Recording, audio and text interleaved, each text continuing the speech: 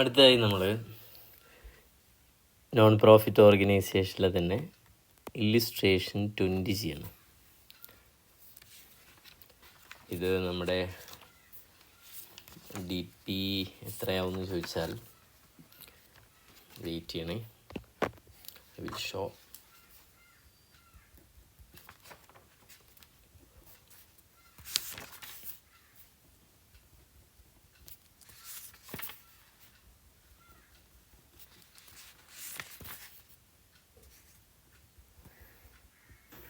DP 7 ആയിരിക്കും. Okay,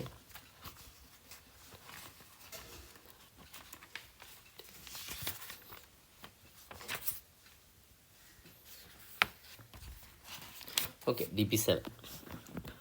ഇതൊരു variety ക്വസ്റ്റ്യനാണ്. സാധാരണ നമ്മൾ ക്ലാസ്സിൽ ചെയ്തിട്ടില്ല, പക്ഷേ പറഞ്ഞ വളരെ എളുപ്പത്തിൽ മനസ്സിലാവും ചെയ്യും. ക്വസ്റ്റ്യൻ തന്നിട്ടുണ്ട്, ഡൊണേഷൻ റിസീവ്ഡ് തന്നിട്ടുണ്ട്, പിന്നെ ഇൻകം ആൻഡ് റിസിപ്റ്റ്സ്. അപ്പോൾ ഈ ടേബിൾ എന്നുള്ളത് ഇൻകം, അടിയിൽ തന്നുള്ളത് എക്സ്പെൻഡിച്ചറാണ്. അപ്പോൾ ഈ ഇൻകം അല്ലെങ്കിൽ റിസിപ്റ്റ് എന്ന് പറയുമ്പോൾ അതിൽ ഏതുണ്ടാവും? ക്യാപിറ്റൽ റിസിപ്റ്റ്സ് ഉണ്ടാവും, പിന്നെ ഏതുണ്ടാവും? റവന്യൂ റിസിപ്റ്റ്സ് ഉണ്ടാവും. ക്യാപിറ്റൽ റിസിപ്റ്റ് എന്ന് പറഞ്ഞാൽ ലയബിലിറ്റീസ് എന്ന് പറയാം, റവന്യൂ റിസിപ്റ്റ് എന്ന് പറഞ്ഞാൽ ഇൻകം എന്ന് പറയാം. അവരിങ്ങനെ തന്നിട്ടുണ്ട് കറക്റ്റ് ഹെഡിങ് കണ്ട. ഓക്കെ, ദെൻ ആക്ച്വൽ റിസിപ്റ്റ് എന്ന് പറഞ്ഞ് വേറെ ഒന്ന്. ഇതേപോലെ തന്നെ പേയ്മെൻറ്റ് എക്സ്പെൻഡിച്ചർ പറയുമ്പോൾ ഒന്ന് ക്യാപിറ്റൽ എക്സ്പെൻഡിച്ചർ, വിച്ച് മീൻസ് അതെന്തായിരിക്കും? അസറ്റ് ആയിരിക്കും. പിന്നെ റവന്യൂ എക്സ്പെൻഡിച്ചർ എന്ന് പറഞ്ഞാൽ എന്തായിരിക്കും? സാധാ എക്സ്പെൻസ് ആയിരിക്കും. പിന്നെ ആക്ച്വൽ പേയ്മെൻറ്റും തന്നിട്ടുണ്ട്. കൂടാതെ കുറച്ച് അതർ ഇൻഫർമേഷനും തന്നിട്ടുണ്ട്. ഓക്കെ, അതർ ഇൻഫർമേഷൻ നമ്മൾ നോട്ട് ചെയ്യേണ്ട കാര്യം, നമുക്ക് ഡൊണേഷൻ കിട്ടിയിട്ടുണ്ട് 25 ലക്ഷം രൂപ. ആ ഡൊണേഷനെ എങ്ങനെയാണ് ഡിസ്ട്രിബ്യൂട്ട് ചെയ്തതെന്ന് ഡീറ്റെയിൽ ആയിട്ട് പറഞ്ഞിട്ടുണ്ട്. ഞാനൊരു വർക്ക് നോട്ട് തരാം, കുറച്ച് കഴിഞ്ഞിട്ട് ചെയ്താൽ മതി. അത് അഡ്ജസ്റ്റ്മെൻറ്റ് എത്തുമ്പോൾ ചെയ്യാം. പിന്നെ ശ്രദ്ധിക്കേണ്ടത് സബ്സ്ക്രിപ്ഷൻ ഉണ്ട്, റിസീവ്ഡ് ഇൻ അഡ്വാൻസ്. അത് നമ്മളുള്ള നിലവിലെ വർഷം ഏതായിരുന്നു? 31 മാർച്ചാണ്. അപ്പോൾ നമ്മൾ ഉള്ള ഫിനാൻഷ്യൽ ഇയർ 22-23 ആണ്. അപ്പോൾ സ്വാഭാവികമായിട്ടും അടുത്ത വർഷത്തേക്കുള്ള എമൗണ്ട് അതായത് ക്ലോസിങ് റിസീവ്ഡ് ഇൻ അഡ്വാൻസ് ആണ് കേട്ടോ. ഈ സബ്സ്ക്രിപ്ഷൻ റിസീവ്ഡ് ഏതാണ്? ക്ലോസിങ് അഡ്വാൻസ് ആണ്. പിന്നെ ശ്രദ്ധിക്കേണ്ടത് ബിൽഡിങ്ങിനും ഫർണിച്ചറിനും ബുക്കിനൊക്കെ എന്തുണ്ട്? ഡിപ്രീസിയേഷൻ ഉണ്ട്. ബിൽഡിങ് ഇവിടെ പറയുന്നുണ്ട്, അതിന് ഡിപ്രീസിയേഷൻ ഉണ്ട് 10%. ഫർണിച്ചർ ഇവിടെ പറയുന്നുണ്ട്, ഡിപ്രീസിയേഷൻ ഉണ്ട് 10%. പിന്നെ ബുക്കുണ്ട്, അതിന് എത്ര പെർസെൻറ്റേജ് പറഞ്ഞു? 15%. അതൊക്കെ ഒന്ന് നോട്ട് ചെയ്ത് നോക്ക് മതി. പറഞ്ഞിട്ടുള്ളത് റിസിപ്റ്റ് ആൻഡ് പേയ്മെൻറ്റ് വേണം, ഇൻകം ആൻഡ് എക്സ്പെൻഡിച്ചർ വേണം, പിന്നെ ഇത് വേണം, ബാലൻസ് ഷീറ്റ് വേണം. അപ്പോൾ അടുത്ത ചോദ്യം, ഇവിടെ ഓപ്പണിംഗ് ബാലൻസ് ഷീറ്റും ക്ലോസിംഗ് ബാലൻസ് ഷീറ്റും വേണമെന്നുള്ള ഇനി ഒരു ടിസ്റ്റ് കാണിച്ചു തരാം. The following information provide by new youth club എന്ന് പറഞ്ഞൊരു ക്ലബ്ബ് സ്റ്റാർട്ട് ചെയ്തിട്ടുണ്ട്. അത് ഫസ്റ്റ് ഇയറാണെന്ന് പ്രത്യേകം പറഞ്ഞിട്ടുണ്ട്. അപ്പോൾ നമുക്ക് എന്തിൻ്റെ ആവശ്യമില്ല? ഓപ്പണിംഗ് ബാലൻസ് ഷീറ്റിൻ്റെ ആവശ്യമില്ല. മനസ്സിലായിട്ടുണ്ടാവും. കഴിഞ്ഞ കൊല്ലത്തെ ക്ലോസിംഗ് ബാലൻസ് ഷീറ്റാണല്ലോ ഇക്കൊല്ലം സ്റ്റാർട്ട് ചെയ്യുന്ന സ്ഥാപനത്തിന് കഴിഞ്ഞ കൊല്ലം തന്നെ ബാലൻസ് ഷീറ്റ് ഉണ്ടാവില്ലല്ലോ. ഓക്കെ, അപ്പോൾ നമുക്ക് വരച്ച് വെക്കാം. Receipt and payment, income and expenditure, balance sheet ഇവിടെ തന്നെ ഉണ്ട്. ഞാനിതിലുള്ള ആൻസർ ഇങ്ങനെ കാണിച്ചു തരുന്നില്ല, അപ്പോൾ ഒരു രസം ഉണ്ടാവില്ല. നമുക്ക് വേറെ തന്നെ ചെയ്യാം, അപ്പോഴൊരു കിട്ടുള്ളൂ. ഓക്കെ, സ്കെയിൽ എടുക്കാം. ഇല്ലുസ്ട്രേഷൻ ഏതായിരുന്നു? ഇല്ലുസ്ട്രേഷൻ 20 അല്ലെങ്കിൽ DP ഏതാ? 7. DP 7 തന്നെയാണെന്ന് തോന്നുന്നു. നിങ്ങളൊന്ന് നോട്ട് ചെയ്താൽ മതി, ക്വസ്റ്റ്യൻ കിട്ടുമല്ലോ, നമ്മുടെ പ്രിൻറ്റിലുണ്ടാവുമല്ലോ. ആദ്യം നമുക്ക് ഏത് വേണം? വിശാലമായ റിസിപ്റ്റ് ആൻഡ് പേയ്മെൻറ്റ് അക്കൗണ്ട് വേണം. പിന്നെന്ത് വേണം? ഇൻകം ആൻഡ് എക്സ്പെൻഡിച്ചർ അക്കൗണ്ട് വേണം. ഫസ്റ്റ് പേജിൽ അത് രണ്ടും വരയ്ക്കാം. പിന്നെ ഇതും കൂടെ മതി. ക്ലോസിംഗ് ബാലൻസ് ഷീറ്റ് മാത്രം മതി, ഓപ്പണിംഗ് ബാലൻസ് ഷീറ്റ് വേണ്ട. കൂടാതെ കുറച്ച് വർക്കിംഗ് നോട്ട് വേണ്ടി വരും, നമുക്ക് പിന്നെ ചെയ്യാം.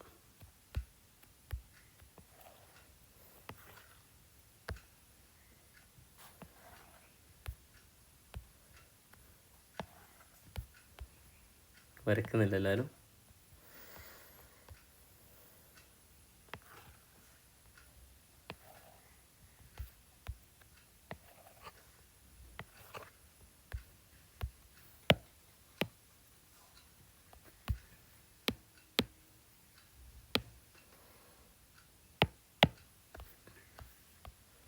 Okay, receipts and payment account. Debit ഉണ്ട്, ക്രെഡിറ്റ് ഉണ്ട്. ഇവിടെ റിസീപ്റ്റ്സുകൾ വരും റുപ്പീസ്, പിന്നെ ഏത് വരും, പേയ്മെൻറ്റ്സ് വരും റുപ്പീസ്.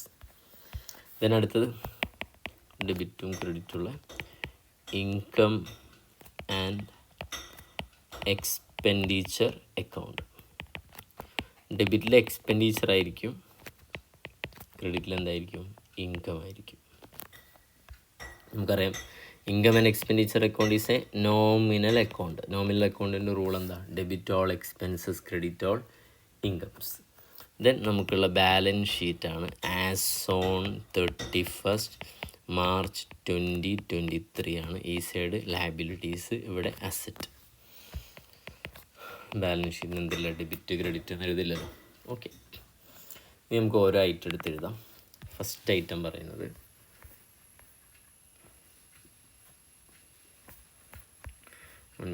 ഓക്കെ, ഫസ്റ്റ് ഐറ്റം പറയുന്നത് ഡൊണേഷൻ പറയുന്നുണ്ട്. ഫോർ ബിൽഡിംഗ് എന്നാണ് പറഞ്ഞത്.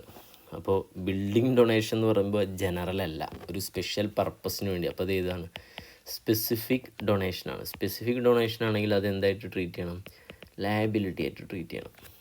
ഓക്കെ ആണോ? യെസ്. അപ്പോൾ ഒന്നും നോക്കണ്ട, നേരെ ബാലൻസ് ഷീറ്റിൽ എന്ത് ചെയ്യാം, എഴുതാം.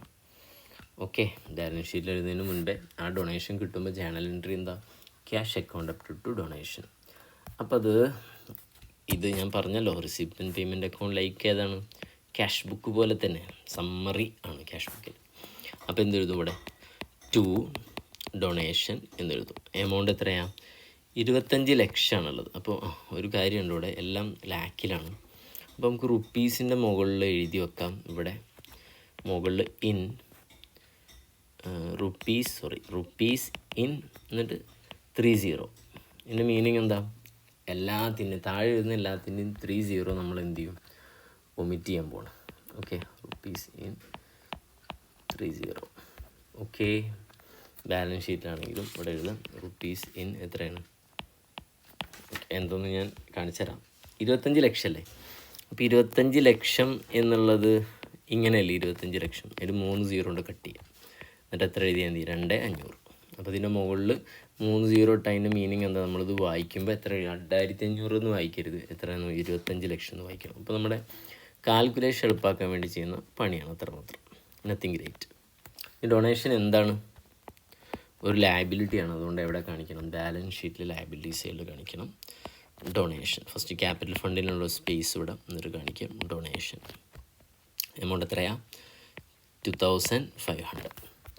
ഓക്കെ, അതിൽ ചെറിയൊരു റിസിപ്റ്റ് ആൻഡ് പേയ്മെൻറ്റ് അക്കൗണ്ടിൻ്റെ ആദ്യം നമുക്ക് എന്ത് കാണിക്കാം, ബാലൻസ് ബ്രോഡ് ഓൺ ചെയ്യാനുള്ളതാണ്. ടു ബാലൻസ് ബ്രോഡ് ഓൺ, എന്നിട്ട് താഴെ മതി എന്ത് കാണിക്കില്ല, to donation. Okay, nothing great. Yeah, then continue ചെയ്യാം. ഈ ബാലൻസ് ബ്രോഡ് ഓൺ ചെയ്യാൻ അല്ല, സത്യത്തിലൂടെ ബാലൻസ് ബ്രോഡ് ഓൺ ചെയ്യേണ്ട ആവശ്യമില്ല മക്കളെ. കാരണം എന്താ അറിയോ, ഇത് ന്യൂലി സ്റ്റാർട്ടഡ് ബിസിനസ്സാണ്. കഴിഞ്ഞ കൊല്ലത്തെ ക്യാഷിൻ്റെ ബാലൻസ് ഉണ്ടെങ്കിൽ അത് കൊല്ലം എന്ത് ചെയ്യേണ്ടുള്ളൂ, ബാലൻസ് ബ്രോഡ് എന്ന് പറഞ്ഞ് ചെയ്യേണ്ടുള്ളൂ. ഓക്കെ, ഇനി ഇത് എഴുതിയ സ്ഥിതിക്ക് ഇനി വെട്ടണ്ട, അങ്ങനെ കിടക്കട്ടെ. ദെൻ നമുക്ക് 1 by 1 ആയിട്ട് പോവാം. അടുത്ത് അതർ ഇൻകം പിന്നെ പറയുന്നുണ്ട്. ഫസ്റ്റ് വൺ ഏതാ, എൻട്രൻസ് ഫീസ്. എൻട്രൻസ് ഫീസ് കിട്ടിയത് എത്രയാണ്, 251. നമുക്കറിയാം എൻട്രൻസ് ഫീസ് കിട്ടിയാൽ നമ്മൾ അസംഷൻ കൊടുക്കും, അത് ഇൻകമാണോ ലയബിലിറ്റി ആണോ. ഇവിടെ നമ്മൾ അസംഷൻ കൊടുക്കണ്ട, ഇവിടെ തന്നിട്ടുണ്ട്, റവന്യൂ ഇൻകം എന്ന രീതിയിൽ തന്നെ തന്നിട്ടുണ്ട് 251. അപ്പോൾ ഇത് 2 സ്ഥലങ്ങളിൽ കാണിക്കണം. ഒന്ന് റിസിപ്റ്റ് ആൻഡ് പേയ്മെൻറ്റ് അക്കൗണ്ടിൽ എന്തായിട്ട് കാണിക്കണം, റിസിപ്റ്റ് ആയിട്ടും. ഇൻകം ആൻഡ് എക്സ്പെൻഡിച്ചറിൽ എന്തായിട്ടും കാണിക്കണം, ഇൻകമായിട്ടും കാണിക്കണം. വേണ്ടേ, വേണം, രണ്ടും സെയിം എമൗണ്ടാണ്. അപ്പോൾ റിസിപ്റ്റ് ആൻഡ് പേയ്മെൻറ്റിൽ ടു എൻട്രൻസ് ഫീസ് എന്ന് പറഞ്ഞ് എത്ര എഴുതണം, 251.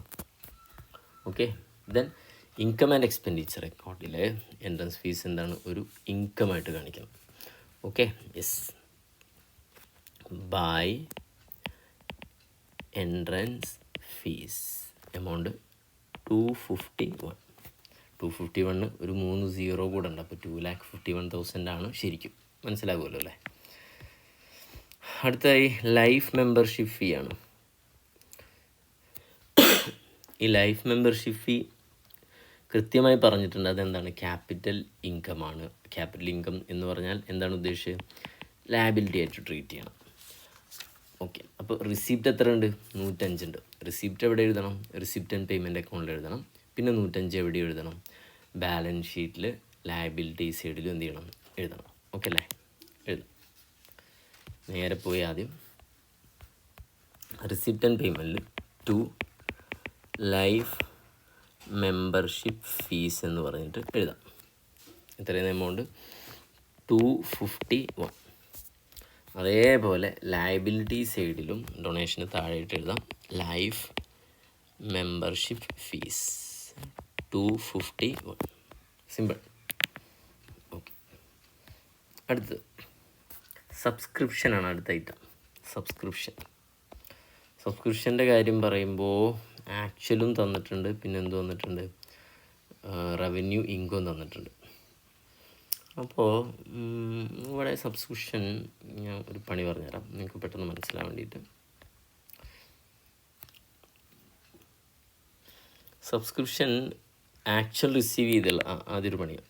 ആക്ച്വൽ റിസീവ് ചെയ്തുള്ള എമൗണ്ട് എത്രയാണ്? സബ്സ്ക്രിപ്ഷൻ 1151 അല്ലേ? 1151. അത് നേരെ കൊണ്ട് ഈ റിസിപ്റ്റ് ആൻഡ് പേയ്മെൻറ്റ് അക്കൗണ്ട് എഴുതാം. കൺഫ്യൂഷൻ ഇല്ലല്ലോ. ആക്ച്വൽ റിസീവ് ചെയ്തതാണല്ലോ എഴുതാം. ടു സബ്സ്ക്രിപ്ഷൻ എന്ന് പറഞ്ഞിട്ട് 1151 എഴുതാം. ഇനി ഇൻകം ആൻഡ് എക്സ്പെൻഡിച്ചർ അക്കൗണ്ടിൽ ചെല്ലുമ്പോൾ അവിടെയാണ് ട്വിസ്റ്റ്. ബൈ സബ്സ്ക്രിപ്ഷൻ റിസീവ്ഡ് ആ എമൗണ്ട് എത്ര തന്നെയാണ്? 1151 ആണ്. ഓക്കെ, എന്നിട്ട് നമ്മൾ ചെയ്യേണ്ടത് ഇൻകം ആൻഡ് എക്സ്പെൻഡിച്ചർ അക്കൗണ്ടിൽ എഴുതേണ്ട എമൗണ്ട് അവർ തന്നിട്ടുണ്ട്. കണ്ട, അപ്പോൾ ഡയറക്റ്റ് കൊണ്ടിട്ട് എഴുതിയാൽ പോരെ എന്ന് ചോദിക്കും. പക്ഷെ അവിടെ ഒരു ഹിഡൻ ഐറ്റം കിടക്കുന്നുണ്ട്. അത് ഞാൻ കൃത്യമാക്കി തരാം. ഇനി അഡ്ജസ്റ്റ്മെൻറ്റിൽ സബ്സ്ക്രിപ്ഷൻ്റെ എന്ത് തന്നിട്ടുണ്ട്? ക്ലോസിങ് റിസീവ്ഡ് ഇൻ അഡ്വാൻസ് എത്ര തന്നിട്ടുണ്ട്? 52,000 തന്നിട്ടുണ്ട്. 52,000 നമ്മൾ എന്ത് ചെയ്യും? 30 വെട്ടും. അപ്പോൾ എത്ര എഴുതുള്ളൂ? 52 എഴുതുള്ളൂ. നിങ്ങൾക്കറിയാം ക്ലോസിങ് ഔട്ട്സ്റ്റാൻഡിങ് സബ്സ്ക്രിപ്ഷൻ എന്ത് ചെയ്യേണ്ട ഐറ്റാണ്? ലെസ് ചെയ്യേണ്ട ഐറ്റാണ്. അപ്പോൾ ലെസ് ക്ലോസിങ് ഔട്ട്സ്റ്റാൻഡിങ് സബ്സ്ക്രിപ്ഷൻ അല്ല, sorry, closing subscription received in advance എത്ര amount? Closing subscription received in advance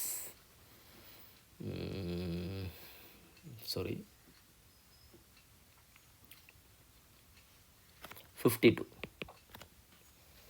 okay, എന്നിട്ട് ഇത് ലെസ് ചെയ്ത് നോക്കുക. അപ്പോൾ എത്ര വരണം? 1151 മൈനസ് 52 എത്ര വരേണ്ടത്? അല്ലെങ്കിൽ എത്ര ഇവിടെ കിട്ടുന്നത്? 1099 അല്ലേ? പക്ഷേ ആക്ച്വലി ഇൻകം ആൻഡ് എക്സ്പെൻഡിച്ചർ അക്കൗണ്ടിൽ ക്രെഡിറ്റ് ചെയ്യേണ്ട എമൗണ്ട് എന്ന് പറഞ്ഞവർ തന്നിട്ടുണ്ട് ഓൾറെഡി. അതെത്ര തന്നിട്ടുള്ളത്? ആ എമൗണ്ട് സബ്സ്ക്രിപ്ഷൻ 1160 അപ്പോൾ നിങ്ങൾ ആലോചിച്ച് നോക്ക്. നമുക്ക് കിട്ടിയതിപ്പോൾ 1099 അല്ലേ? അത് 1160 ആവണം എന്നുണ്ടെങ്കിൽ ഇവിടെ കുറച്ചുകൂടി എമൗണ്ട് എക്സ്ട്രാ വേണ്ടേ? ആ എക്സ്ട്രാ എമൗണ്ട് എന്തായിരിക്കും? ഒരു കുറവുള്ളത് ഒന്ന് മൈനസ് ചെയ്ത് നോക്ക്. -1160 ചെയ്താൽ 61 രൂപ ഇതിൻ്റെ കൂടെ കൂട്ടിയാൽ നമുക്ക് എന്ത് കിട്ടുള്ളൂ? 1160 കിട്ടുള്ളൂ. അപ്പോൾ ഈ 61 എന്തായിരിക്കും? ഒരു സാധനം ഇതിൻ്റെ കൂടെ ആഡ് ചെയ്യുന്ന ഐറ്റം ഏതാണ്? ആഡ് ക്ലോസിങ് ഔട്ട്സ്റ്റാൻഡിങ് സബ്സ്ക്രിപ്ഷനാണ്. അപ്പോൾ ഞാൻ ചിലപ്പോൾ ചോദിക്കും നിങ്ങൾ, സാറേ ആഡ് ചെയ്യേണ്ടത് opening received in advance add ചെയ്യണ്ടേ? പക്ഷെ ഇവിടെ ഉണ്ടാവില്ല. കാരണം എന്താ? ഇത് ന്യൂലി സ്റ്റാർട്ടഡ് ബിസിനസ് അല്ലേ? അപ്പോൾ അവിടെ ഓപ്പണിംഗ് ഉണ്ടാവില്ല. അപ്പോൾ ഏത് തന്നെയാണ് സാധ്യത? Closing outstand. അപ്പോൾ ഇത് കാണാൻ വേണ്ടിയിട്ടാണ് നമ്മളിപ്പോൾ ഈ പണിയെടുത്തത്. ഓക്കെ അല്ലേ? സാറ്റിസ്ഫൈഡ് അല്ലേ? ഇനി നമുക്ക് എന്ത് ചെയ്യാം? നേരെ ഇതിൻ്റെ ബാക്കിയുള്ള സാധനങ്ങളൊക്കെ എഴുതാം. ഇനി closing subscription received in advance, closing outstanding subscription, ഇത് രണ്ടും ഇവിടെ ഒന്ന് അസറ്റ് ഒന്ന് ലയബിലിറ്റി ആയിട്ട് ക്ലോസിങ് ബാലൻസ് ഷീറ്റ് എഴുതണം. ബാലൻസ് ഷീറ്റിലേക്ക് വരാം. ഇവിടെ ഔട്ട്സ്റ്റാൻഡിങ് സബ്സ്ക്രിപ്ഷൻ ബാലൻസ് ഷീറ്റിൽ എത്രയാണ്? 61. ദെൻ ലയബിലിറ്റിയിൽ subscription received in advance amount എത്രയായിരുന്നു? 52. Okay okay yes. സബ്സ്ക്രിപ്ഷൻ കുറച്ച് രസകരമായിട്ട് തന്നവർ നോർമലി കാണുന്നതിൻ്റെ അപ്പുറത്തേക്ക്. അപ്പോൾ നിങ്ങൾ എന്ത് ചെയ്താൽ മതി, വീഡിയോ ഒന്നും കൂടെ ക്ലിയർ ആയില്ലെങ്കിൽ ഒന്നുകൂടെ പോസ് ചെയ്ത് റിവൈൻഡ് ചെയ്ത് സൺസെറ്റ്. ദെൻ പ്ലേ ഗ്രൗണ്ട് റെൻ്റാണ് പറയുന്നത്. ശരിക്കും പ്ലേ ഗ്രൗണ്ടിൻ്റെ റെൻ്റ് എത്രയുള്ളത്? Actual receipt 110. പക്ഷേ റവന്യൂ ഇൻകായിട്ട് എത്ര ട്രീറ്റ് ചെയ്തിട്ടുണ്ട്? 120. അപ്പം ആക്ച്വലി പ്ലേ ഗ്രൗണ്ടിൻ്റെ റെൻ്റ് കിട്ടിയത് 110. പക്ഷെ നമ്മൾ ഇൻകം ആൻഡ് എക്സ്പെൻഡിച്ചർ അക്കൗണ്ട് 120 എടുക്കണമെന്ന് പറയുമ്പോൾ അതിൻ്റെ മീനിങ് എന്താ? 10 രൂപ നമുക്കിനിയും കിട്ടാനുണ്ട്. അപ്പോൾ കിട്ടിയ 110 കിട്ടാനുള്ള 10 കൂടെയാണ് 120 എവിടെ കാണിക്കേണ്ടത്? ഇൻകായിട്ട് കാണിക്കേണ്ടത്. ക്ലിയർ? അല്ലാത്ത വെറുതെ ഞാൻ എഴുതുന്നപ്പോൾ ഒന്നുകൂടെ ക്ലാരിറ്റി കിട്ടും. റിസിപ്റ്റ് ആൻഡ് പേയ്മെൻറ്റിൽ ആക്ച്വലി കിട്ടിയ എമൗണ്ട് എത്രയാണ്? 2 പ്ലേ ഗ്രൗണ്ട് റെൻറ്റ് 110. എന്നാൽ ഇൻകം ആൻഡ് എക്സ്പെൻഡിച്ചർ അക്കൗണ്ടിൽ ബൈ പ്ലേ ഗ്രൗണ്ട് റെൻ്റ് എന്ന് പറഞ്ഞിട്ട് നമ്മൾ റിസീവ്ഡ് എഴുതുക. എത്രയാണ്? 110 പ്ലസ് ഔട്ട്സ്റ്റാൻഡിങ് റെൻ്റുണ്ട്. എത്ര രൂപ വരും? അതെത്രയെന്ന് അറിയില്ല. പക്ഷെ വേറെ കാര്യം അറിയാം, ഇൻകം ആൻഡ് എക്സ്പെൻഡിച്ചർ അക്കൗണ്ടിൽ എഴുതേണ്ട എമൗണ്ട് 120 ക്വസ്റ്റിൽ പറഞ്ഞിട്ടുണ്ട്. കോമൺ സെൻസ് അപ്ലൈ ചെയ്താൽ 10 രൂപ ആഡ് ചെയ്താലല്ലേ 120 ആവുള്ളൂ. Okay, yes. കഴിഞ്ഞിട്ടില്ല. ഈ ഔട്ട്സ്റ്റാൻഡിങ് റെൻ്റ് എവിടെ കാണിക്കണം? ലയബിലിറ്റി സൈഡിൽ, സോറി ഇൻകം സൈഡിൽ. കാരണം റെൻ്റ് റിസീവ് ചെയ്യുന്നതാണേ. ഔട്ട്സ്റ്റാൻഡിങ് റെൻ്റ് റിസീവ്ഡ് അല്ലെങ്കിൽ റിസീവബിൾ എമൗണ്ട് എത്രയാണ്? 10 രൂപ. എന്ത് റെൻ്റാണ്? Outstanding ground rent. എന്ത് ഗ്രൗണ്ട് റെൻറ്റ്? ഒരു ക്ലബ്ബല്ലേ, ക്ലബിന് ഗ്രൗണ്ട് ഉണ്ടാവും, അത് ആളുകൾക്ക് വാടകയ്ക്ക് കൊടുത്തിട്ട് അതിൻ്റെ മുകളിൽ കിട്ടുന്ന ഇൻകം, അത്രേ ഉള്ളൂ. അടുത്ത റിഫ്രഷ്മെൻറ്റ് അക്കൗണ്ടാണ് പറയുന്നത്. റിഫ്രഷ്മെൻറ്റ് യാതൊരു കൺഫ്യൂഷനും ഇല്ല. കാരണം എന്താ, കിട്ടിയ എമൗണ്ടും ഇൻകം ആൻഡ് എക്സ്പെൻഡിച്ചർ അക്കൗണ്ടിൽ ക്രെഡിറ്റ് ചെയ്യേണ്ട എമൗണ്ട് ഒന്നാണ്. അപ്പോൾ കിട്ടാനൊന്നും ഇല്ല എന്നാണ്. അപ്പോൾ രണ്ടിടത്തും 115 എഴുതി പോയാൽ എളുപ്പമായി. ഓക്കെ, അപ്പോൾ നേരെ refreshment to refreshment receipt and payment അക്കൗണ്ടിൽ 115. ഇൻകായിട്ടും by refreshment 115. Simple, nothing great. Then last ആ ഭാഗത്തെ ലാസ്റ്റ് ഐറ്റം സൺഡ്രി ഇൻകാണ്. ഇവിടെയും ടിസ്റ്റ് ഉണ്ട്. 49 കിട്ടിയിട്ടുള്ളൂ. അപ്പോൾ 62 എന്താണ്? ഇനിയും 62 ഇൻകം ആൻഡ് എക്സ്പെൻഡിച്ചറിൽ ഇൻകായിട്ട് കാണിക്കുന്നത്. അപ്പം ഇതിൻ്റെ ലോജിക്ക് മനസ്സിലായില്ലേ നിങ്ങൾക്ക്? 62 നമ്മുടെ ശരിക്കുള്ള ഇൻകം. അതിലേക്ക് എത്ര കിട്ടിയിട്ടുള്ളൂ? 49. 13 രൂപ ഇനിയും കിട്ടാനുണ്ട്. Okay, yes. കിട്ടിയ എമൗണ്ട് എത്ര? 49. അതേ എവിടെ എഴുതാൻ പാടുള്ളൂ? റിസീപ്റ്റ് ആൻഡ് പേയ്മെൻറ്റ് അക്കൗണ്ട് എഴുതാൻ പാടുള്ളൂ. To sundry incomes. എത്ര എമൗണ്ട്? 49 actual receipt amount. ഇനി ഇവിടെ എഴുതുമ്പോൾ ബൈ സൺഡ്രി ഇൻകം റിസീവ് ചെയ്തുള്ള എമൗണ്ട് എത്ര? 49 പ്ലസ് അക്രൂഡ് എന്നോ ഔട്ട്സ്റ്റാൻഡിങ് എന്നോ എഴുതുക. ഔട്ട്സ്റ്റാൻഡിങ് സൺഡ്രി ഇൻകം എത്ര രൂപയാണ്? 13. അപ്പോൾ അത് ആഡ് ചെയ്താൽ കിട്ടുന്ന എമൗണ്ടാണ് 62. അതാണ് നമ്മുടെ അടുത്ത് ക്വസ്റ്റിൽ പറഞ്ഞുള്ളത്. നിങ്ങൾ ഇൻകായിട്ട് 62 കാണിക്കണം. പക്ഷെ കിട്ടിയ എമൗണ്ട് എത്രയേ ഉള്ളൂ? 49 ഉള്ളൂ. അക്രൂഡ് സൺഡ്രി ഇൻകം അസറ്റാണ്, ബാലൻസ് ഷീറ്റിൽ കാണിക്കണം. അക്രൂഡൊന്നും ഔട്ട്സ്റ്റാൻഡിങ് എന്ന് എഴുതാട്ടോ. സൺഡ്രി ഇൻകം എത്ര രൂപ? 13 രൂപ കാണിക്കണം. സെറ്റല്ലേ? ഓക്കെ. ദെൻ അടുത്തത് നമുക്കിനി ഏത് സൈഡിലേക്ക് പോവാം? എക്സ്പെൻസ് സൈഡിലേക്ക് പോകാം, അല്ലെങ്കിൽ പേയ്മെൻറ്റ് 2 ഉണ്ടാവും. അസറ്റും ഉണ്ടാവും, പിന്നെ ഏതുണ്ടാവും? എക്സ്പെൻസും ഉണ്ടാവും. ഓക്കെ, നമുക്ക് ആദ്യത്തെ ഐറ്റം എടുക്കാം. ലാൻഡാണ്. നമുക്ക് ലാൻഡ് ഒരു അസറ്റാണ്. ലാൻഡ് മേടിക്കുമ്പോൾ എൻട്രി അറിയാം, land account up to cash. അപ്പോൾ അത് റിസിപ്റ്റ് ആൻഡ് പേയ്മെൻറ്റ് അക്കൗണ്ടിൽ എഴുതണം. പിന്നെ എവിടെയും കാണിക്കണം, അസറ്റ് ആയതുകൊണ്ട് ബാലൻസ് ഷീറ്റിലും കാണിക്കണം. ഓക്കെ, നേരെ റിസിപ്റ്റ് ആൻഡ് പേയ്മെൻറ്റിൽ പേയ്മെൻറ്റ് സൈഡിൽ ലാൻഡിൻ്റെ ജേണൽ എൻട്രി ആലോചിച്ചാൽ മതി. Land account up to cash. അപ്പോൾ ഇവിടെ ബൈ ലാൻഡ് എന്ന് എഴുതും. ഓക്കെ, എത്രയായിരുന്നു? 800. ദെൻ ലാൻഡ് ബാലൻസ് ഷീറ്റിൽ അസറ്റ് സൈഡിൽ എഴുതാം. ലാൻഡിന് ഡിപ്രീസിയേഷനോ മറ്റോ ഒന്നും ഇല്ലാത്ത കാരണം നോ ടെൻഷൻ. ദെൻ അടുത്ത ഐറ്റം ബുക്സാണ്. ബുക്സ് രസമുണ്ട്. ഇവിടെ ബുക്കിന് ഡിപ്രീസിയേഷൻ ഉണ്ട്. പക്ഷേ ഡിപ്രീസിയേഷൻ ബാലൻസ് ഷീറ്റിലാണ് കാണിക്കേണ്ടത്. ബാലൻസ് ഷീറ്റിൽ അതിൻ്റെ ഇമ്പാക്റ്റ് കാണിക്കണം കുറച്ചിട്ട്. അതേപോലെ ഡിപ്രീസിയേഷൻ എവിടെയും കാണിക്കണം, എക്സ്പെൻസായിട്ടും കാണിക്കണം. അതിന് മുൻപ് വേറെ ടിസ്റ്റ് ഉണ്ട് ഇവിടെ. നിങ്ങൾ എത്ര രൂപയുടെ ബുക്കാണ് മേടിച്ച്? 236. അപ്പോൾ എൻട്രി പറയും. Book account debtor 236.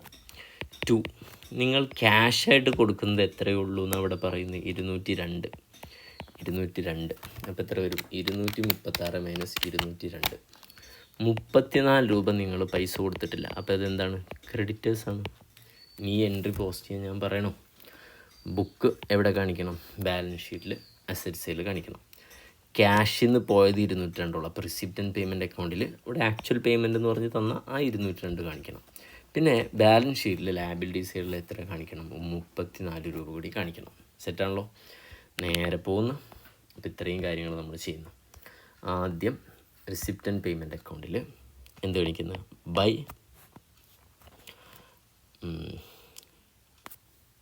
ബിൽഡിംഗ്. എത്രയാണ് റിസിപ്റ്റ് ആൻഡ് പേയ്മെൻറ്റ് അക്കൗണ്ടിൽ? പേയ്മെൻറ്റ് ശരിക്കും ബിൽഡിംഗ് അല്ല, ബുക്ക് എത്ര? ബൈ ബുക്ക് 202 ആ ജേണൽ എൻട്രി എഴുതിയെടുത്ത് പോസ്റ്റ് ചെയ്താൽ മതി കേട്ടോ. ദെൻ ബാലൻസ് ഷീറ്റിൽ കാണിക്കുമ്പോൾ ബുക്ക് കാണിക്കുമ്പോൾ ശ്രദ്ധിക്കണം, ബുക്കിൻ്റെ ടോട്ടൽ എമൗണ്ടാണ് കാണിക്കുക. ഈ ജേണൽ എൻട്രി നോക്കിയാൽ മനസ്സിലാവും. ഈ ജേണലിൽ 236 കാണിക്കേണ്ടത്. ഓക്കെ, 236. അത് ഇന്നർ കോളത്തിൽ കാണിക്കാൻ കാരണമുണ്ട്, അതിൻ്റെ ഡിപ്രീസിയേഷൻ ഉണ്ട്. അത് നമുക്ക് ഡിസ്കസ് ചെയ്യാം. പിന്നെ ഒരു ക്രെഡിറ്റേഴ്സ് എത്രയുണ്ട്? 34 രൂപ ഉണ്ട്. ബുക്കിൽ നിന്ന് ഇപ്പം തന്നെ ഡിപ്രീസിയേഷൻ അങ്ങ് ചാമ്പാം. എത്ര പെർസെൻറ്റേജ് ആണെന്ന് പറഞ്ഞ്? 15% ആണ്. ആണോ? യെസ്, 15% ആണ്. അപ്പോൾ 236 ഇൻറ്റു 15% എത്ര വരും? 35.4 വരുന്നുണ്ട്. ഓക്കെ, അത് അങ്ങനെ തന്നെ എഴുതണം. കാരണം ഈ പോയിൻ്റ് റൗണ്ട് ചെയ്യരുത്. ശരിക്കും ഇതിലൊരു 3 0 കൂടെ ആഡ് ചെയ്ത് കിട്ടേണ്ട എമൗണ്ടാണ്. ഓക്കെ അല്ലേ? യെസ്. അപ്പം മൈനസ്, മനസ്സിലായില്ലേ നിങ്ങൾക്ക്? 35.40 ഉണ്ട്. 35,400 ഓക്കെ അല്ലേ? അപ്പോൾ അത്രയും എമൗണ്ടുള്ള കാരണം എന്ത് ചെയ്യണം? അത് ശ്രദ്ധിക്കണം. അപ്പോൾ 35.4 മൈനസ് 236 206 കിട്ടും. ഓക്കെ, ഡിപ്രീസിയേഷൻ മറക്കണ്ട. എവിടെ എഴുതാണ്? എക്സ്പെൻഡിച്ചറിൽ. To depreciation on book 35.4 set. Okay, yeah. അപ്പം ബുക്കുമായി ബന്ധപ്പെട്ട കാര്യങ്ങളൊക്കെ നമ്മൾ പോസ്റ്റ് ചെയ്ത് കഴിഞ്ഞു. ഓക്കെ, ഒന്നുകൂടെ ചെക്ക് ചെയ്യാം. ബുക്ക് അസറ്റിൽ എഴുതി, ക്യാഷ് അത് പേയ്മെൻറ്റിൽ കാണിച്ചു, ക്രെഡിറ്റർ കാണിച്ചിട്ടുണ്ട്, ബുക്കിൽ നിന്ന് ഡിപ്രീസിയേഷൻ കാണിച്ചു, ഡിപ്രീസിയേഷൻ ഇവിടെ കാണിച്ചു. Income and expenditure. അടുത്ത ഫർണിച്ചറാണ്. ഫർണിച്ചർ 345. ഇവിടെയും ടിസ്റ്റ് ഉണ്ട്. ഓക്കെ അല്ലേ? അപ്പോൾ 315 രൂപയാണ് കൊടുത്തിട്ടുള്ളൂ. 345 30 രൂപ ഫർണിച്ചറിന് മുകളിൽ ഇനി എന്തുണ്ട്? ക്രെഡിറ്റേഴ്സ് ഉണ്ട്. അപ്പോൾ ഞാനത് എക്സ്പ്ലെയിൻ ചെയ്യുന്നില്ല, ഡയറക്റ്റ് കൊണ്ടുപോയി പോസ്റ്റ് ചെയ്യാൻ പോകണം. റിസിപ്റ്റ് ആൻഡ് പേയ്മെൻറ്റ് അക്കൗണ്ടിൽ ബൈ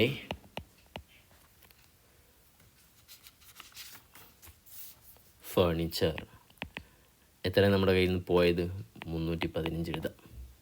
ഓക്കെ, ദെൻ ബാലൻസ് ഷീറ്റിൽ ഫർണിച്ചർ എത്ര എഴുതണം? 345. ക്രെഡിറ്റേഴ്സ് എത്ര ഉണ്ടാവും? അപ്പോൾ സ്വാഭാവികമായിട്ടും 30 രൂപ. ക്രെഡിറ്റേഴ്സ് ഇവിടെ ക്രെഡിറ്റേഴ്സ് ഫോർ ഏതായിരുന്നു? ബുക്കാണെങ്കിൽ അടുത്ത ക്രെഡിറ്റേഴ്സ് ഫോർ ഏതാ? ഫർണിച്ചർ 30 രൂപ. ഇനി ഡിപ്രീസിയേഷൻ ലെസ് ചെയ്യണം. ലെസ് ഡിപ്രീസിയേഷൻ എത്ര percentage depreciation? I think 10% depreciation. അപ്പോൾ 345 ഇൻറ്റു 10%, 34.5 മൈനസ് ചെയ്യാം. അപ്പോൾ 310.5 വരും. സെറ്റല്ലേ? ഓക്കെ, ദെൻ ഈ ഡിപ്രീസിയേഷൻ എവിടെ എഴുതണം? ഇൻകം ആൻഡ് എക്സ്പെൻഡിച്ചറിൽ ടു ഡിപ്രീസിയേഷൻ ഓൺ ഫർണിച്ചർ എന്ന് പറഞ്ഞിട്ട് എമൗണ്ട് 34.5. സിമ്പിൾ.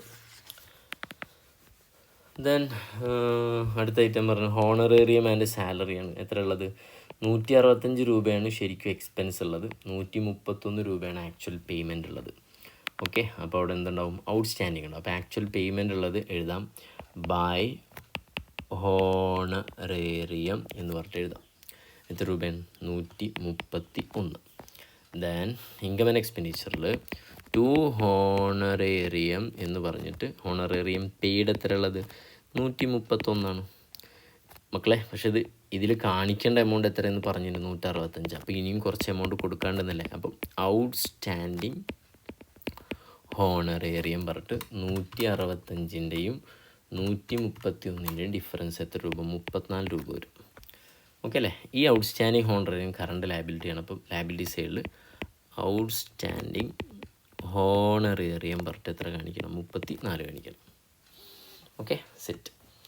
ദെൻ അടുത്ത ഐറ്റം മെയിൻ്റനൻസ് ഓഫ് പ്ലേ ഗ്രൗണ്ടാണ്. അടുത്ത ഐറ്റം 52 പിന്നെ എത്ര? 50.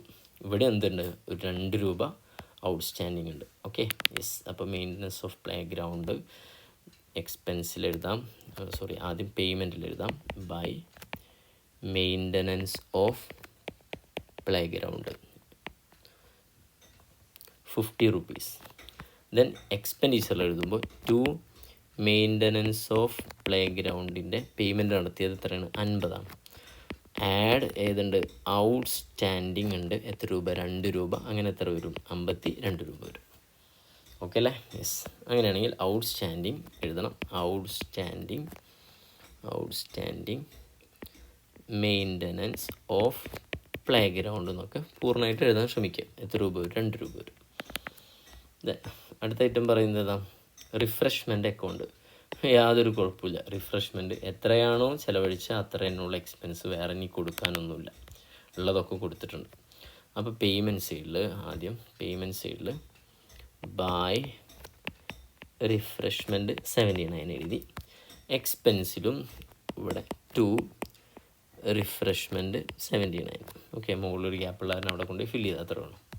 ദെൻ അടുത്ത ഐറ്റം ഇൻഷുറൻസ് പ്രീമിയം 15, 12. നിങ്ങൾ ആലോചിച്ച് നോക്കും, 15 കൊടുത്തു, പക്ഷേ ഇക്കൊല്ലത്തെ എക്സ്പെൻസ് എത്ര ഉള്ളൂ? 12. അപ്പോൾ 3 രൂപ എന്താവും? പ്രീപെയ്ഡ് ആയിരിക്കും. ഇൻഷുറൻസ് അങ്ങനെ തന്നെയല്ലേ നോർമലി വരാം. അപ്പോൾ പേയ്മെൻറ്റിൽ ബൈ ഇൻഷുറൻസ് എന്ന് പറഞ്ഞിട്ട് എത്ര എഴുതണം? ആക്ച്വൽ കൊടുത്ത എമൗണ്ട് എഴുതണം 15. പക്ഷേ ടു ഇൻഷുറൻസ് പെയ്ഡ് എന്ന് പറഞ്ഞിട്ട് എത്ര എഴുതും? 15 എഴുതും. മൈനസ് പ്രീപെയ്ഡ് എത്ര രൂപയാണ്? 3 രൂപ. ഓക്കെ, 3 രൂപ. അങ്ങനെ എത്ര രൂപ വരും? 12. നമുക്ക് ക്വസ്റ്റ്യനിൽ തന്നത് ഇത് രണ്ടും ഉള്ളൂ. അപ്പോൾ ഇത് നമ്മൾ കണ്ടെത്തിയതാണ്. ഓക്കെ, ഇനി പ്രീപെയ്ഡ് ഇൻഷുറൻസ് എവിടെ എഴുതണം? അസറ്റ് സൈഡിൽ എഴുതണം. പ്രീപെയ്ഡ് ഇൻഷുറൻസിൻ്റെ എമൗണ്ട് എത്ര രൂപ? 3. സെറ്റ്. ദെൻ അടുത്ത് സൺട്രി എക്സ്പെൻസ് ഉണ്ട് 70, 65. അപ്പോൾ 65 ആക്ച്വൽ കൊടുത്തത്. എത്ര കൊടുക്കാണ്ട്? 75 രൂപ എന്താണ്? ഔട്ട്സ്റ്റാൻഡിങ് ആണ്. അപ്പോൾ നേരെ പേയ്മെൻറ്റിൽ ആദ്യം എഴുതാം ബൈ സൺട്രി എക്സ്പെൻസ് എന്ന് പറഞ്ഞിട്ട് എത്ര എഴുതാം? 65. പക്ഷെ ഇവിടെ എഴുതുമ്പോൾ ടു സൺട്രി എക്സ്പെൻസ് 65 എഴുതാം. ആഡ് ഏതാണ്? ഔട്ട്സ്റ്റാൻഡിങ് ഉണ്ട് 5 രൂപ. അങ്ങനെയാണ് 70 വരുള്ളൂ. അപ്പോൾ ഔട്ട്സ്റ്റാൻഡിങ് ലയബിലിറ്റിയാണ്. ഔട്ട്സ്റ്റാൻഡിങ് സൺട്രി എക്സ്പെൻസ് എന്ന് പറഞ്ഞിട്ട് എത്ര എഴുതാം? 5 എഴുതാം. Okay, great. അപ്പോൾ നമ്മൾ പ്രധാനപ്പെട്ട ഭാഗമൊക്കെ കഴിഞ്ഞു. ഇനി കുറച്ച് ഭയങ്കര രസമുള്ളൊരു കാര്യമുണ്ട്. ഇതൊന്നും നിങ്ങൾ എഴുതി വെക്കണം കേട്ടോ. നമുക്ക് കിട്ടിയ ടോട്ടൽ ഡൊണേഷൻ എത്രയാണ്? ടോട്ടൽ ഡൊണേഷൻ ഇതൊരു വർക്കിംഗ് നോട്ടായിട്ട് എഴുതണം. ഞാനിപ്പോൾ ഇവിടെ എഴുതുന്നുണ്ട് working note number 1. Donation received ബിൽഡിങ്ങിന് വേണ്ടിയിട്ട് 2500 25 ലക്ഷം നമ്മൾ പറഞ്ഞു. 2500 എഴുതാം, 0 ഒമിറ്റ് ചെയ്തിട്ട്. അതിൽ വായിച്ചോ, donation were utilised to the extent of 13 lakh in construction of building ഉണ്ടാക്കാൻ വേണ്ടിയിട്ട് 13 ലക്ഷത്തിൻ്റെ ഡൊണേഷൻ എന്ത് ചെയ്തു? ഉപയോഗിച്ചു. അപ്പോൾ മൈനസ് ഫോർ ബിൽഡിംഗ് അല്ലേ, ബിൽഡിങ്ങിന് വേണ്ടി എത്ര എമൗണ്ട് വരുന്നു? 13,300 വരും. ഓക്കെ, അപ്പോൾ 2,500 നിന്ന് എത്ര പോട്ടെ? 1,300 പോയാൽ അതിൽ ഇനി എത്ര രൂപ ഫണ്ട് ഉണ്ടാവും? 1,200. അവിടെ നിൽക്കട്ടെ, ഞാൻ തിരിച്ചു വരാം. ഈ ബിൽഡിങ് നമ്മുടെ അസറ്റാണ് അല്ലേ. അപ്പോൾ 2,500 രൂപ ബിൽഡിങ്ങിന് വേണ്ടി ഒരാൾ ഡൊണേഷൻ നൽകിയപ്പോൾ അതിൽ നമ്മൾ ബിൽഡിങ് മേടിച്ചപ്പോൾ ബിൽഡിങ് മേടിച്ച ജേണൽ എൻട്രി ആലോചിച്ച് നോക്ക്. Building account up to cash. അപ്പോൾ നേരെ ബിൽഡിങ് എവിടെ എഴുതണം? പേയ്മെൻറ്റിൽ ബൈ ബിൽഡിങ് എന്ന് പറഞ്ഞ് എഴുതണം. എത്ര രൂപ ഉണ്ട്? 13 ലക്ഷം ഉണ്ട്. ഓക്കെ അല്ലേ? 13 ലക്ഷം രൂപ. 13 ലക്ഷം നമ്മൾ എഴുതുമ്പോൾ 1000 എത്ര എഴുതണം? 300 എഴുതേണ്ടി വരും അല്ലേ? യെസ്. ദെൻ ബിൽഡിങ് ഒരു അസറ്റ് ആയതുകൊണ്ട് എവിടെ കാണിക്കണം? ബാലൻസ് ഷീറ്റ് കാണിക്കണം. ബിൽഡിംഗ്. പക്ഷേ ബിൽഡിങ്ങിന് ഡിപ്രീസിയേഷൻ ഉണ്ടെന്ന് തോന്നുന്നു. ഉണ്ടോ? അടിയിൽ ഡിപ്രീസിയേഷൻ എഴുതുമ്പോൾ ബിൽഡിങ്ങിനും എത്ര 10% ഡിപ്രീസിയേഷൻ ഉണ്ട്. അപ്പോൾ ബിൽഡിംഗ് 1300 മൈനസ് ഡിപ്രീസിയേഷൻ 1300-ൻ്റെ എത്ര ശതമാനം? 10%. 130 രൂപ വരും. 130 രൂപ ലെസ് ചെയ്ത് കഴിഞ്ഞാൽ എത്ര വരും? 1170. 130 ഡിപ്രീസിയേഷൻ കാണിക്കണം. 2 ഡിപ്രീസിയേഷൻ ഓൺ ബിൽഡിംഗ് 130 രൂപ. സിമ്പിളല്ലേ? ഓക്കെ, യാ. അപ്പോൾ കണ്ടിന്യൂ ചെയ്യാം. ദെൻ അടുത്തത് ഇനി 1200 ഉണ്ട്. ഇനി ക്വസ്റ്റ്യൻ്റെ ബാക്കി വായിക്കാം. റിമൈനിങ് ബാലൻസ് ആണ് ഇത്. ഈ റിമൈനിങ് ബാലൻസ് ആണ് 1200. അത് അൺയൂട്ടിലൈസ്ഡ് ആണ്. എന്നിട്ട് in order to keep in safe, ഈ പൈസ സേഫ് ആക്കാൻ വേണ്ടിയിട്ട് 8% ഗവൺമെൻറ് സെക്യൂരിറ്റി പർച്ചേസ് ചെയ്തു. എത്ര രൂപയ്ക്ക്? 10.50 ലാഖിന്. അപ്പോൾ മൈനസ് 8% ഗവൺമെൻറ് സെക്യൂരിറ്റിയിൽ 10,500 ഇട്ടു. 10,500 അല്ല, 10,50. ഓക്കെ അല്ലേ? യെസ്, മനസ്സിലായിട്ടുണ്ടാവും. 1200 10,50 എവിടെ ഇട്ടു? ഗവൺമെൻറ് സെക്യൂരിറ്റിയിൽ ഇട്ടു. അപ്പോൾ 1200 മൈനസ് 10,50 ബാലൻസ് എത്ര വരും? 150 രൂപ ബാലൻസ് ഉണ്ട്. അപ്പോൾ ഈ ഗവൺമെൻറ് സെക്യൂരിറ്റി ഇട്ടുള്ള ചാനൽ എൻട്രി ആലോചിച്ച് നോക്ക്. Government security account up to cash. അപ്പോൾ റിസീപ്റ്റ് ആൻഡ് പേയ്മെൻറ്റിൽ എന്ത് എഴുതണം? By 8% government security 10,50. മക്കളത് അസറ്റാണ്. അപ്പോൾ ബാലൻസ് ഷീറ്റ് അസറ്റ് സൈഡിൽ എന്ത് ചെയ്യണം? 8% ഗവൺമെൻറ് സെക്യൂരിറ്റി എന്ന് പറഞ്ഞിട്ട് എത്ര കാണിക്കണം? 10,50 കാണിക്കണം. ഓക്കെ അല്ലേ? ദെൻ ഇനി ബാലൻസ് ഉള്ള 150 എന്താ ചെയ്തതെന്ന് ക്വസ്റ്റ്യൻ പറഞ്ഞിട്ടുണ്ട്. Remaining amount put in the bank as term deposit. അപ്പോൾ ഇത് എന്താക്കിയിട്ടിട്ടു? ടേം ഡെപ്പോസിറ്റ് ആക്കിയിട്ടു. ടേം ഡെപ്പോസിറ്റിൻ്റെ ചാനൽ എൻട്രി എന്താ? Term deposit account up to cash. അത് ബാങ്കിൽ ഡെപ്പോസിറ്റ് ചെയ്യണം. അത് സാധാ ബാങ്കിൽ കറണ്ട് അക്കൗണ്ടിലല്ല, ദീർഘകാലത്തേക്ക് ഡെപ്പോസിറ്റ് ചെയ്യാം. അപ്പോൾ എൻട്രി എന്താണ്? ബൈ ടേം ഡെപ്പോസിറ്റ് എന്ന് പറഞ്ഞിട്ട് എത്ര വരണം? 150 വരണം. ഓക്കെ അല്ലേ? ടേം ഡെപ്പോസിറ്റ് അസറ്റ് ആയതുകൊണ്ട് അത് അസറ്റ് സൈഡിലും കാണിക്കാൻ മറക്കണ്ട. Term deposit 150. ഐ തിങ്ക് നമ്മളെല്ലാം കഴിഞ്ഞിരിക്കുന്നു എന്നാണ് ഞാൻ മനസ്സിലാക്കുന്നത്. ഓക്കെ, സക്സസ്ഫുള്ളി എല്ലാം കഴിഞ്ഞിട്ടുണ്ട്. ഇനി നമ്മൾ ചെയ്തത് എന്തെങ്കിലുമൊക്കെ കയ്യിൽ നിന്ന് പോയിട്ടുണ്ടെങ്കിൽ നമുക്ക് ബാലൻസ് ചെയ്താൽ അറിയാം. അപ്പോൾ ആദ്യം നമ്മൾ എന്ത് ബാലൻസ് ചെയ്യണം? റിസിപ്റ്റ് ആൻഡ് പേ ചെയ്യണം. ഇത് നമുക്ക് എന്താ കിട്ടുക? ക്ലോസിങ് ക്യാഷ് ബാലൻസ് കിട്ടും. ഓക്കെ അല്ലേ? അപ്പോൾ ആഡ് ചെയ്യാൻ തയ്യാറല്ല എല്ലാവരും? ഡെബിറ്റിൽ 2500, 251, 251, 251 ഉണ്ടോ? തെറ്റിപ്പോയതാ? 251 ഇല്ല. എൻട്രൻസ് ഫീസ് 251 ആണ്. ലൈഫ് മെമ്പർഷിപ്പ് ഫീസ് ഓക്കെ 105 ആട്ടോ. ഓക്കെ, യാ, സോറി, 2500, 251, 105, 1151, 110, 115, 49, 4281. Great, correct. 4281 മൈനസ് ഓരോന്ന് മൈനസ് ചെയ്യുക. 800 minus 202 minus 315 minus 313 minus 50 minus 79. നിങ്ങളും മൈനസ് ചെയ്തോട്ടാ. ചിലപ്പോൾ എൻ്റെ അടുത്ത് തെറ്റൊക്കെ ഉണ്ടാവും. അപ്പോൾ തെറ്റ് പഠിച്ച് വെക്കണ്ട, മനുഷ്യനല്ലേ. 124 ആണ് കിട്ടിയത്. 124 നോക്കാം.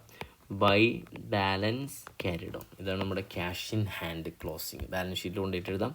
ക്യാഷ് ഇൻ ഹാൻഡ് എന്ന് പറഞ്ഞിട്ട് 124 എഴുതാം. ഓക്കെ, ദെൻ അടുത്ത ഏതാണ്? Income and expenditure account balance ചെയ്യാൻ പോകുന്നു. നമുക്കറിയാം ആദ്യം ഏതായിരിക്കും കൂടുതൽ? സ്വാഭാവികമായിട്ടും ഇൻകം ആയിരിക്കും കൂടുതൽ എന്ന് വിചാരിക്കും. ഓക്കെ, യാ. ഈ ബാങ്കിൽ ഇൻവെസ്റ്റ് ചെയ്ത ഡേറ്റ് പറഞ്ഞിട്ടുണ്ടോ? യാ. അപ്പോൾ ഇവിടെ ഒരു ടിസ്റ്റ് ഉണ്ട്. എന്താ വെച്ചാൽ ഹിഡൻ ട്രാൻസാക്ഷൻ. നമ്മൾ ക്ലാസ്സിൽ ക്വസ്റ്റ്യൻ ചെയ്യുമ്പോൾ പറഞ്ഞിരുന്നു ഹിഡൻ ട്രാൻസാക്ഷൻ.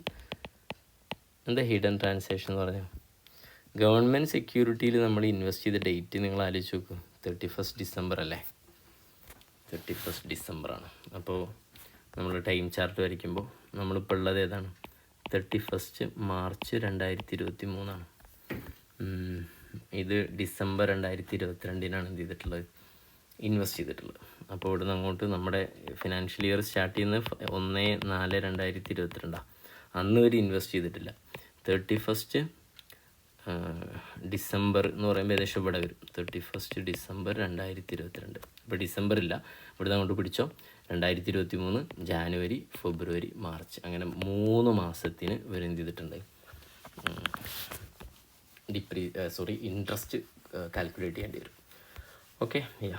അപ്പോൾ ഒരു വർക്കിംഗ് നോട്ട് കൊടുത്താൽ മതി. Working note number 2, interest on 8% interest on government security.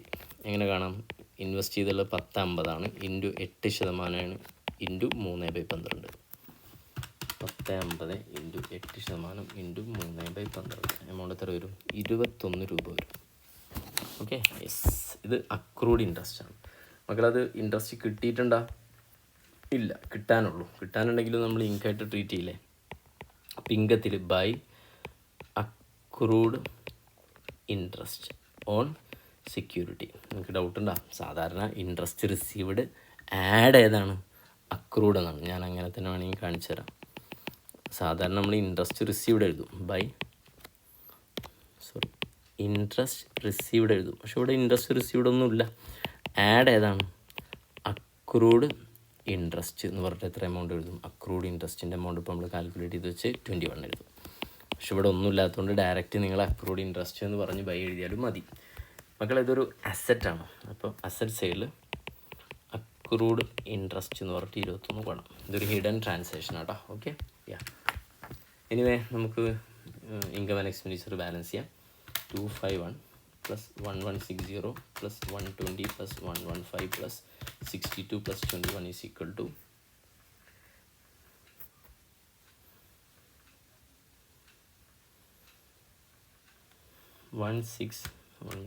251 plus 1160 plus 120 plus 115 plus 62 plus 21 is equal to 1729 ആണ് കിട്ടുന്നത്.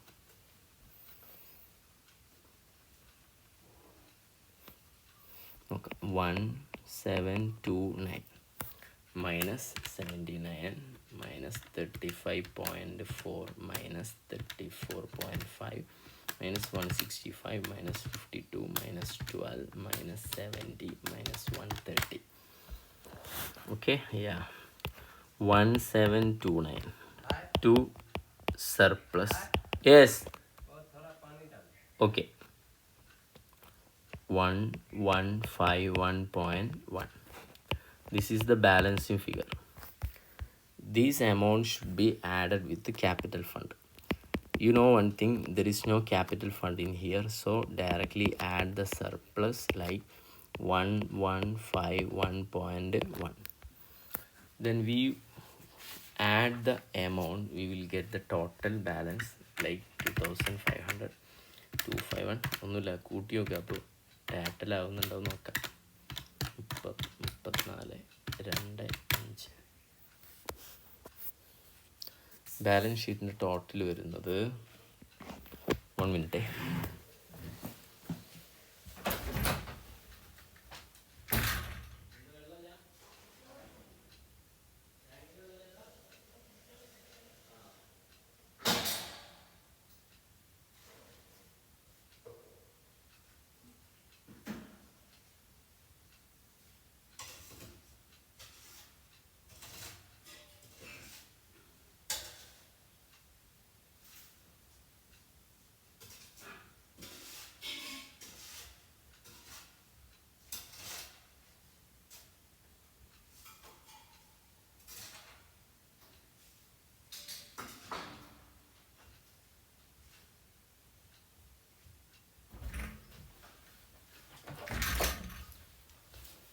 ഓക്കെ മക്കളെ, സോറി, വീട് പണി നടക്കുന്നുണ്ടല്ലോ. അപ്പോൾ ഹിന്ദിക്കാരൻ പാനി ചായയെ മേരക്കോ ബോല, പാനി ചായയെ എന്ന് പറഞ്ഞു. അപ്പോൾ പാനി കൊടുക്കാൻ പോയതാണ്. ഓക്കെ,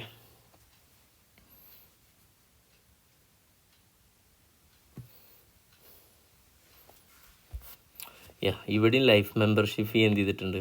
തെറ്റായിട്ട് എഴുതിയിട്ടുണ്ട് കേട്ടോ. 105. ഓർമ്മല്ലേ? ഇത് ഞാൻ ചെയ്യുമ്പോൾ തന്നെ നിങ്ങൾ പലരും ഐഡൻറ്റിഫൈ ചെയ്തിട്ടുണ്ടാവും അല്ലേ? ഇതൊരു ടാസ്ക് എന്താണെന്ന് വെച്ചാൽ ക്വസ്റ്റ്യൻ ഇങ്ങനെ മാറ്റി ഇങ്ങനെ പോകുമ്പോൾ ഭയങ്കര ബുദ്ധിമുട്ടാണ്. വേറൊരു ആപ്പ് ഉണ്ട്, ഞാൻ അതിൽ നോക്കണം. അതാണെങ്കിൽ ഒന്നുകൂടെ കംഫർട്ടാണ്. 105 ഇത് 105 ഒന്ന് ആഡ് ചെയ്ത് നോക്കാം. 1151.1 പ്ലസ് 2500 105 52 34 30 34 3913.10 ഇവിടെ കിട്ടിയിട്ടുണ്ട്. 61 10 13 800 200.6 310.5 plus 3117 1050 150 12421. Yeah, great. 3913.1. ഓക്കെ, അപ്പോൾ അത് നമ്മൾ സക്സസ്ഫുള്ളി ചെയ്തു. That's all about my dear students.